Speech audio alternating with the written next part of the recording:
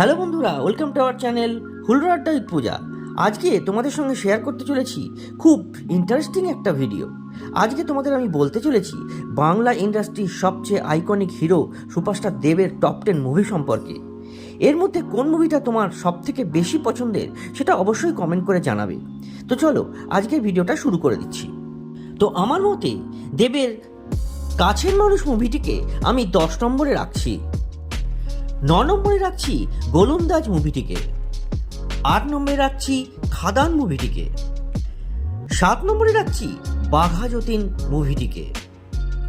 6 নম্বরে রাখছি কবির মুভিটিকে। 5 নম্বরে রাখছি টেক্কা মুভিটিকে। 4 নম্বরে রাখছি কিশমিশ মুভিটিকে। 3 নম্বরে রাখছি প্রজাপতি মুভিটিকে। আর 2 নম্বরে রাখছি প্রধান মুভিটিকে। আর 1 নম্বরে রাখছি আমার সবচেয়ে পছন্দের মুভিটিকে, তার নাম হলো টনিক।